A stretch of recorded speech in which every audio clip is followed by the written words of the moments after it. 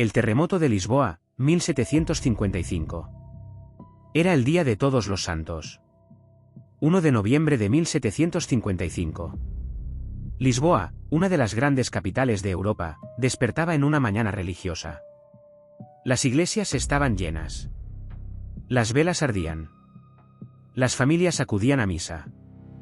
La ciudad, rica y poderosa, miraba al Atlántico con el orgullo de un imperio que había comerciado con medio mundo. Y entonces, la tierra empezó a moverse. No fue un temblor leve. Fue una sacudida monstruosa.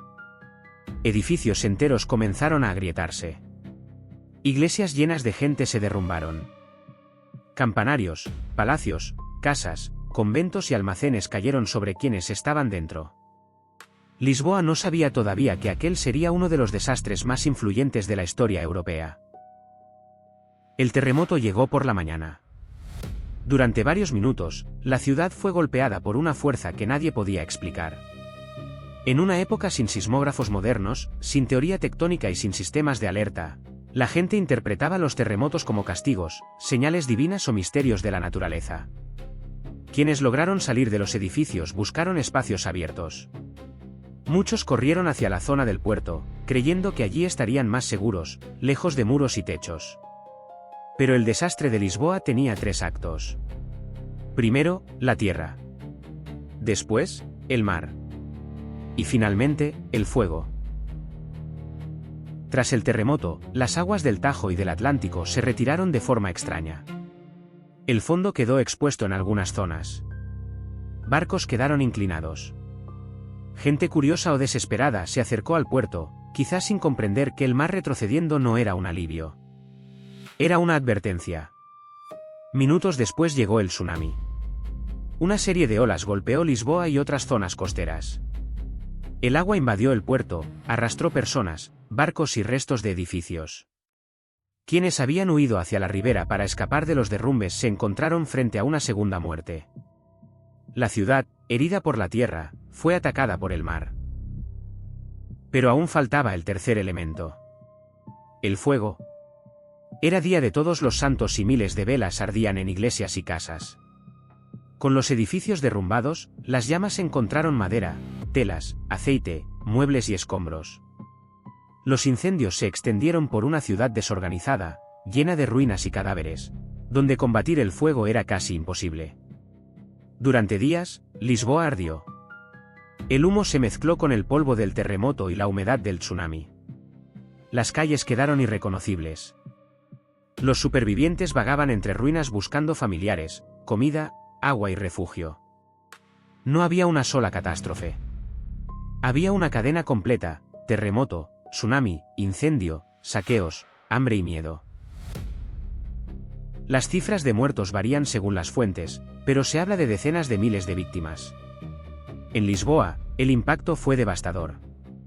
Una capital imperial quedó reducida a escombros en cuestión de horas. El rey José sobrevivió porque no estaba dentro de un edificio en el centro de la ciudad. Se dice que desarrolló un miedo profundo a los espacios cerrados después del desastre. Pero la figura clave en la reconstrucción fue Sebastião José de Carvalho e Melo, futuro marqués de Pombal. Ante el caos, se le atribuye una frase que resume la urgencia del momento: enterrar a los muertos y cuidar a los vivos. La frase exacta puede discutirse, pero la idea fue real. Había que actuar. Pombal organizó la respuesta con dureza y eficacia. Se enviaron tropas para mantener el orden. Se combatieron saqueos. Se retiraron cadáveres para evitar enfermedades. Se planificó la reconstrucción. Y, algo muy importante, se hicieron preguntas. Se enviaron cuestionarios a distintas zonas para saber qué se había sentido, cuánto había durado el temblor, qué daños se habían producido y cómo se había comportado el mar. Aquello fue un paso temprano hacia una forma más científica de estudiar los terremotos. El desastre no solo destruyó Lisboa. También empujó a Europa a pensar de otra manera sobre la naturaleza. El terremoto sacudió también la filosofía. ¿Cómo podía ocurrir algo así en un día sagrado, con iglesias llenas de fieles? ¿Era un castigo? ¿Era azar? ¿Era parte de un mundo que no funcionaba según la idea humana de justicia? Pensadores como Voltaire usaron Lisboa como símbolo de la fragilidad de las explicaciones optimistas.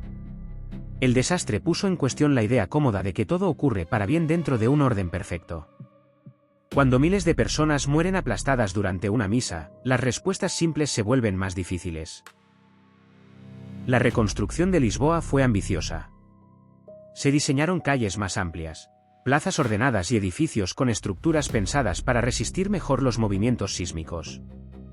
La Bassa Pombalina se convirtió en un ejemplo temprano de planificación urbana moderna después de un desastre. Pero reconstruir una ciudad no significa borrar el trauma. Cada piedra nueva se colocaba sobre memoria. Cada calle recta ocupaba el lugar de una calle perdida. Cada edificio reconstruido recordaba que la ciudad anterior había desaparecido en una mañana. El terremoto de Lisboa enseña varias cosas. La primera, los desastres naturales no son solo naturales. Sus consecuencias dependen de dónde vive la gente, cómo están construidas las ciudades, qué sistemas de emergencia existen y cómo responde el poder. La segunda, una catástrofe puede cambiar la forma de pensar de una civilización. Lisboa no solo alteró Portugal. Alteró debates sobre religión, ciencia, política y urbanismo.